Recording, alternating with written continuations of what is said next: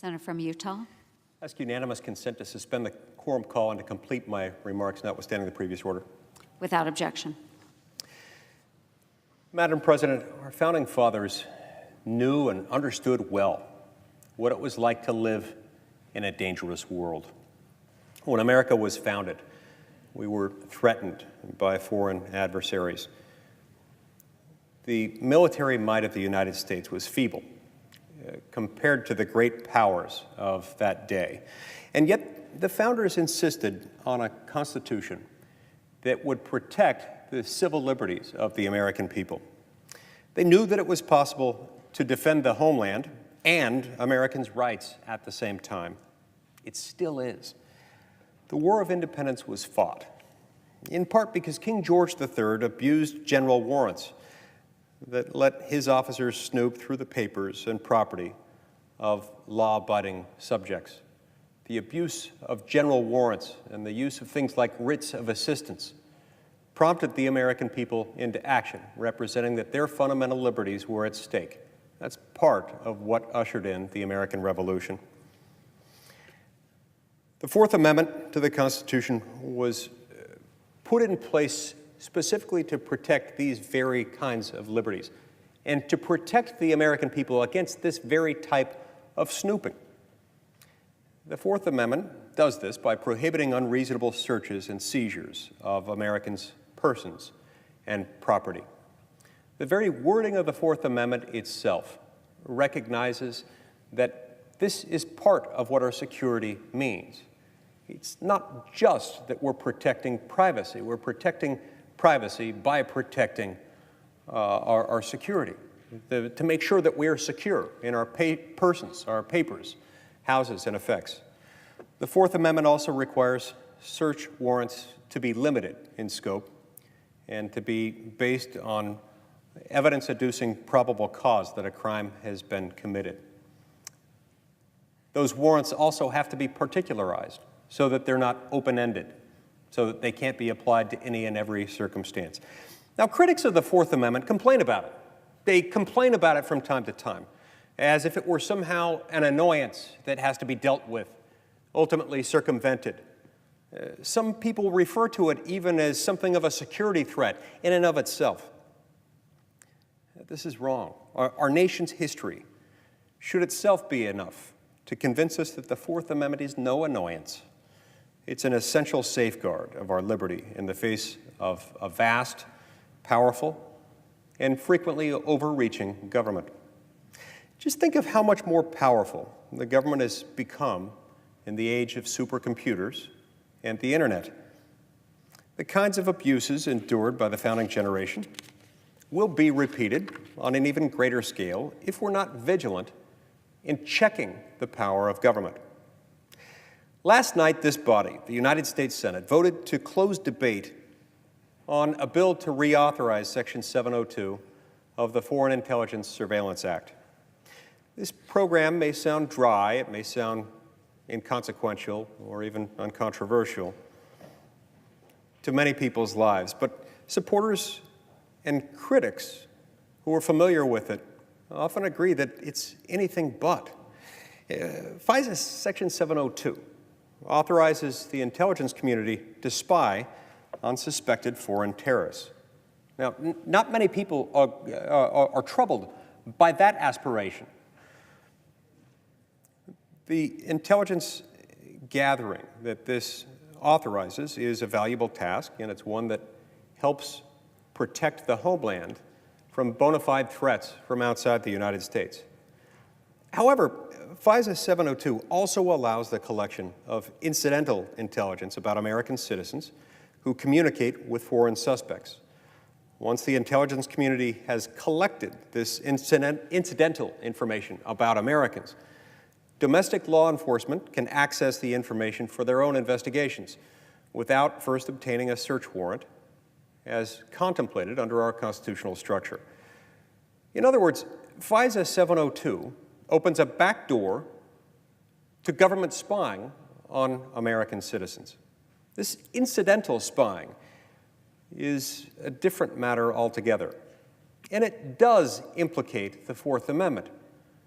certainly the spirit of the Fourth Amendment, if not also the letter thereof.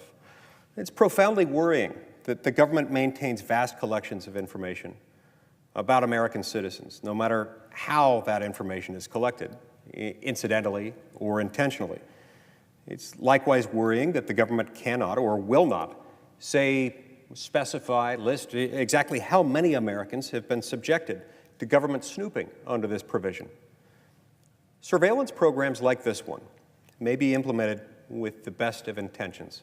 And I'm willing to assume for purposes of this discussion that they are with the best of intentions here.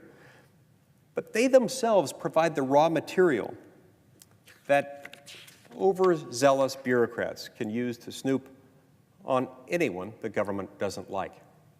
You see, when we speak of the United States, when we speak of our government agencies, we're not speaking of an omniscient force, something that can only act for benevolent reasons. Our governments, by necessity, are run by fallible, mortal individuals. No matter how patriotic might be the goals underlying this law or the agencies that implement it, at the end of the day, a human being is in control of each and every action taken under this law. So maybe, you might say, the subjects of this type of government surveillance are, in fact, overwhelmingly threats to the public.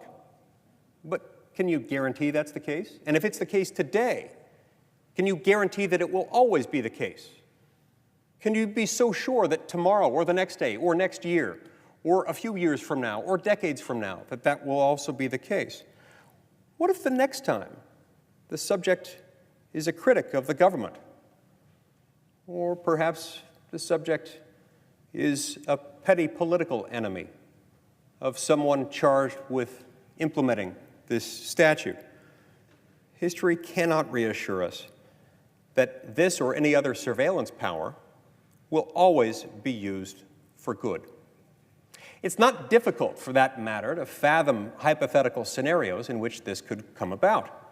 Imagine, for example, a political candidate disliked by someone with authority to do a so-called backdoor search of a Section 702 database. Imagine that someone with that authority dislikes that political candidate and decides to go looking for dirt on that political candidate, finds dirt on that political candidate, and then decides perhaps to leak that same information unlawfully accessed by this individual acting pursuant to this program. Now, this might be against all sorts of departmental protocols. It might be against the policy of those same agencies charged with administering this statute. But the fact that we can't rule it out, the fact that it's not clear that this couldn't happen, ought to be concerning to every single one of us. The only check on this frightening power is the FISA court, which rules in near total obscurity about what the government is allowed to collect. I say the FISA court is the only check because Congress certainly isn't acting like a credible check on this authority. Not long ago, the House handed us a bill that would reauthorize FISA Section 702 for another 6 years. And I'm sorry to report that many of my colleagues in the Senate are forcing this bill through as is, in the same condition as we received it from the House of Representatives, without a single change from the bill that the House sent us, without any amendments to protect Americans against warrantless backdoor searches by the government about U.S. citizens on U.S. soil.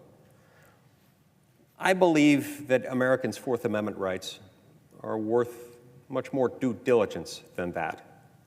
Instead of simply rubber stamping FISA 702 through the bill that the House sent us, this body could have strengthened it by voting against cloture, which would have opened up the bill for amendments.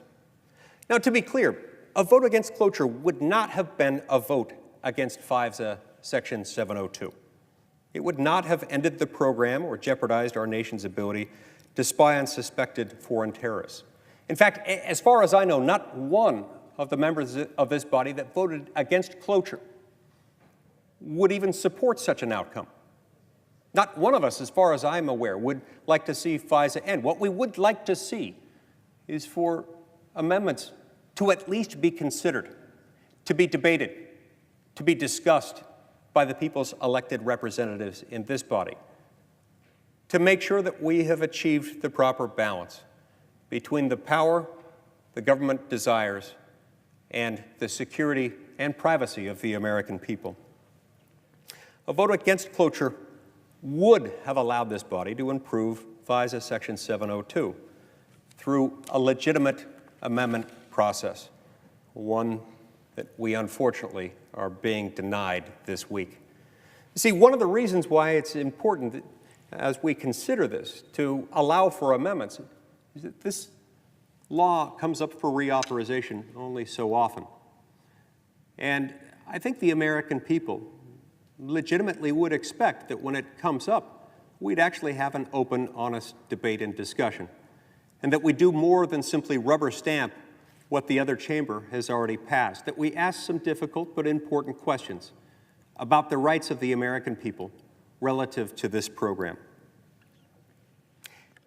Had we voted down cloture, had we decided not to vote to end debate, this would have given us an opportunity to protect American safety and their constitutional rights. Not one or the other. It wouldn't have put us in this awful Hobson's choice scenario where you've got to choose to protect one or the other. So what, you might ask, might some of these possible changes to Section 702 of the Foreign Intelligence Surveillance Act have looked like? They would look a lot like the provisions contained in the proposed USA Liberty Act, which Senator Leahy and I introduced last year. The USA Liberty Act would tighten the standard that the government must meet in order to collect and access information on you pursuant to Section 702. This safeguard and any of the other provisions contained in the USA Liberty Act would be worthy additions to FISA 702. These changes would not restore respect for the Fourth Amendment, perhaps overnight. I believe it'll take many more battles with the entrenched interests within government to achieve that. But they would be steps in the right direction. If history is our guide, any unlimited, unaccountable power we hand to the government ultimately will be used against the people. In FISA Section 702, the government has a vast grant of power, a digital age general warrant to hoard untold terabytes of information about American citizens. I hope, Madam President, that we can work together in coming months to improve this surveillance program and vindicate what the founders so clearly knew, that our safety does not have to come at the expense of our rights, that our security and our privacy are not at odds with one another, but that our privacy and our security are one and the same. Our security is part of our privacy and vice versa. We can protect both. We can walk and chew gum at the same time. We can honor the Constitution and protect the rights of the individual while simultaneously protecting the security of the greatest civilization the world has ever known. We can do better, and we must. Thank you, Madam President. I yield the floor.